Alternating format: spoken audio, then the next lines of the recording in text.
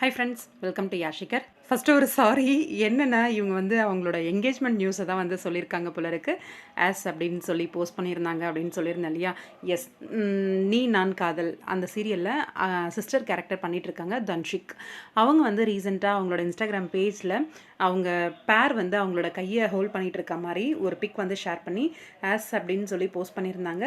அதை பார்த்துட்டு முகூர்த்த நாள் 2 நாள் கண்டினியூஸாக வருது. அது மட்டும் இல்லாமல் பிரைடுக்கு வந்து மேக்கப்புக்காக போகிறேன்னு ஆர்டிஸ்ட் போஸ்ட் பண்ணவே மேரேஜ் அப்படின்னு நினச்சேன். திருச்சியில் தான் இந்த என்கேஜ்மெண்ட் நடந்திருக்கு. நம்ம தன்ஷிக் அவங்களோட என்கேஜ்மெண்ட். இது என்கேஜ்மெண்ட் தான். இது பியூரான ஒரு லவ் மேரேஜ் தான். அதை பற்றி அவங்களுமே போஸ்ட் பண்ணியிருந்தாங்க. ஏன்னா அவர் வந்து அவங்க நேமை வந்து பச்செல்லாம் குத்தியிருக்காரு. த பிகினிங்ஸ் ஆஃப் ஃபார் எவர் அப்படின்னு சொல்லி இன்றைக்கி தான் என்கேஜ்மெண்ட் நடந்திருக்கு. என்கேஜ்டு அப்படின்னு சொல்லி போஸ்ட் பண்ணியிருந்தாங்க. நீ நான் காதல் சீரியலில் ரொம்பவே சூப்பரான ஒரு பெர்ஃபார்மன்ஸ் கொடுத்துட்ருக்காங்க. ஹீரோவோட சிஸ்டர் கேரக்டர் பண்ணிகிட்ருக்காங்க, உங்கள் எல்லாருக்குமே தெரியும். இந்த சீரியல் பொறுத்த வரைக்கும் ஹீரோ வாழ்கிறதே அக்காவுக்காக தான் அப்படின்ற ஒரு மனநிலையில் தான் வாழ்ந்துட்டுருப்பார். அக்காவுக்காக என்ன வேணால் செய்வேன், எப்படி வேணால் இருப்பேன் அப்படிங்கிற மாதிரி பியூட்டிஃபுல்லான அக்கா தம்பியோட அந்த பாசத்தை ரொம்ப அழகாக காமிச்சிருப்பாங்க.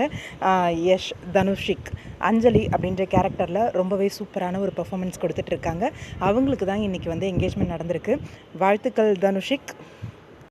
என்ன ஒன்று, உங்கள் ஜோடியோட ஃபேஸ் தான் அந்த அளவுக்கு சரியாக தெரியலை குனிஞ்சிட்ருக்கிறதுனால.